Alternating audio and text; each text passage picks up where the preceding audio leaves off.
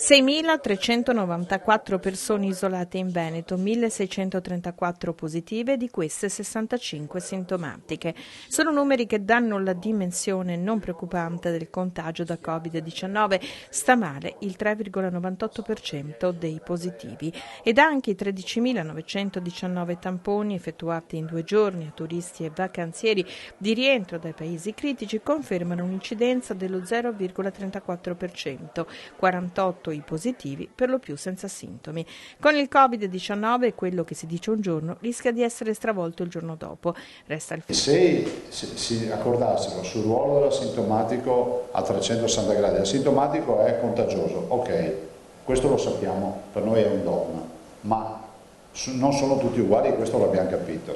2, il tema dei test, perché i test rapidi, anche questi avrebbero bisogno di una validazione ancora più forte da parte della comunità scientifica, e poi rispetto al piano di sanità pubblica se ci fossero ulteriori aggiornamenti, perché è inutile dire a fine partita io avrei messo quella punta, avrei fatto 2 cambi, avrei vinto la partita, perché sono capaci tutti di fare così. Ditecelo ora. Voi sapete che noi abbiamo un piano di sanità pubblica depositato, andato in comitato tecnico scientifico. Quindi se qualcuno, noi non ci offendiamo, se qualcuno anche da fuori Veneto ritiene di darci qualche consiglio, noi siamo qui. Funziona lo screening negli aeroporti e nei distretti sanitari. Nei prossimi giorni saranno utilizzati i test rapidi che sono stati validati, una procedura che sarà mantenuta fino al 6 settembre, anche se vi è un costo non indifferente per la sanità veneta. È una spesa, però è anche vero che vorrei evitare di trovarmi un focolaio che mi devasta mezzo Veneto. In questa fase nella quale ci stiamo capendo poco, ecco, io invito gli scienziati a mettersi d'accordo tra di loro, così ci risolvono già un primo problema. Se si chiudono in una stanza, non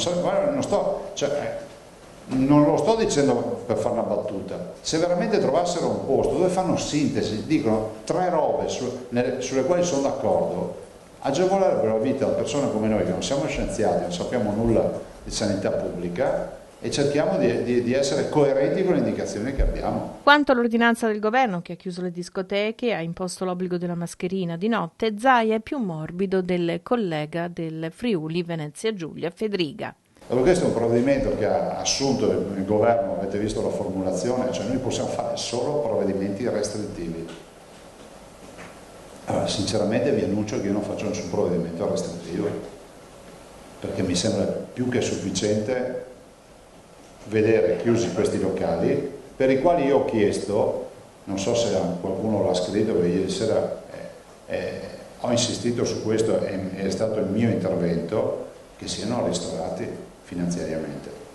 Cioè sono delle attività produttive, anche se qualcuno pensa che siano qualcosa di infinitesimale, e soprattutto nella riviera adriatica da noi, nella costa romagnola da Bonaccini, pesano tanto anche a livello occupazionale. Tra le poche persone ricoverate in ospedale preoccupano però le condizioni di una bimba di 5 anni positiva al virus, il cui quadro clinico è molto complesso. Sappiamo della positività al coronavirus, sappiamo anche di altre positività, sappiamo anche che ci sono un quadro clinico complesso, per cui a leggere e capire i bollettini si dice anche che stanno ancora facendo, come si può dire, un'analisi differenziale nel capire se la positività è quella che sta creando tutti i problemi o se altri aspetti che creano i problemi.